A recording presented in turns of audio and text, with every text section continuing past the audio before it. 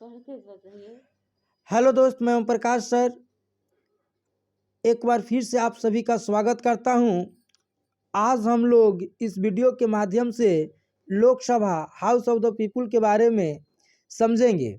इससे पहले हम लोगों ने विधायिका के बारे में कुछ बेसिक जानकारी लिए थे और उसमें पढ़े थे कि केंद्र में संसद का गठन किया गया है और संसद का 3 अंग होते हैं, राष्ट्रपति, राज्यसभा और लोकसभा।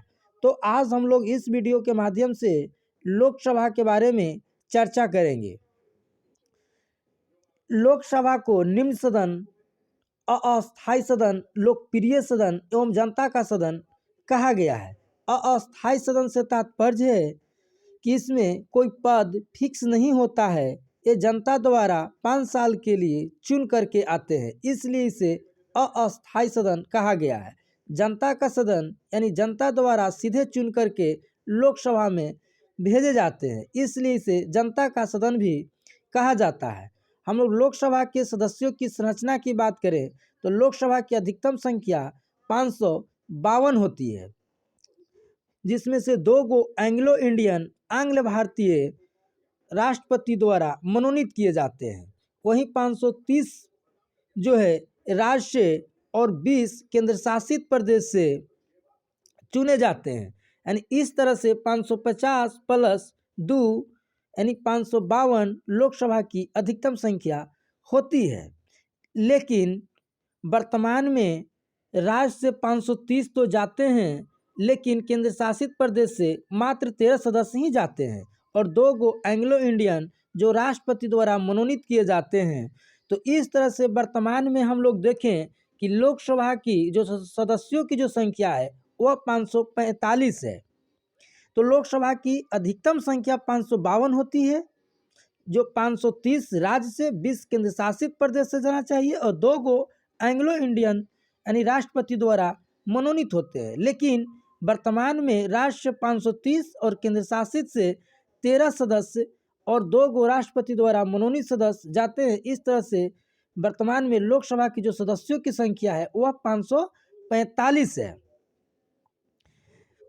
हम लोग सदस्यों की चयन की बात करें तो सदस्यों का चयन प्रत्यक्ष रूप से मतलब जनता द्वारा सीधे लोकसभा की सदस्यों का चयन होता है।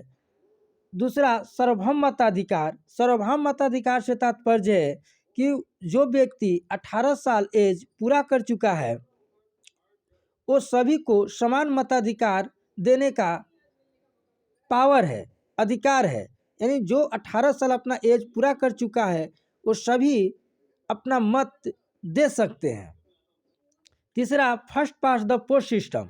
इसमें first past the post system से तात्पर्य है कि जो ज़्यादा वोट लेकर के आएगा वही लोकसभा का सदस्य होगा। जैसे हम लोग समझेंगे कि मान लीजिए कि कोई 1, 2 और 3 पर्सन खड़ा है, तो अगर पहला व्यक्ति को 10 वोट मिले, दूसरे व्यक्ति को 20 वोट मिले और तीसरे को 30 वोट मिले, तो यहाँ अधिकतम वोट लाने वाले जो 30 वोट लाए हैं वही लोकसभा का सदस्य चुने जाएंगे।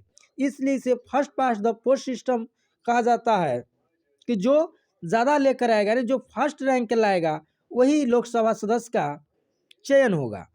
हम योग्यता की बात करें तो वह भारत का नागरिक हो, दूसरा 25 वर्ष आयु पूरा कर चुका हो और तीसरा लाभ के पद पर नहीं हो। लाभ के पद पर से तात्पर्य है कि वो कोई भी गवर्नमेंट सेक्टर में जॉब ना करता हो और तीसरा मानसिक रूप से ठीक हो, यानी मानसिक संतुलन, दिमागी हालत उसकी खराब नहीं हो।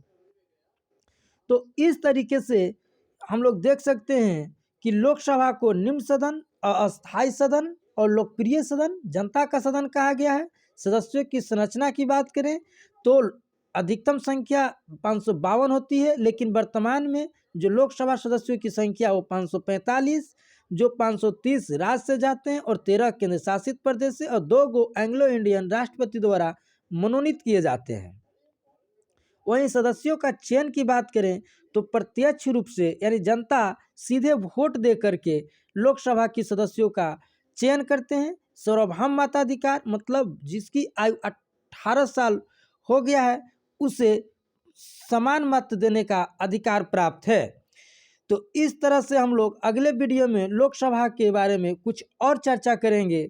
Thank you.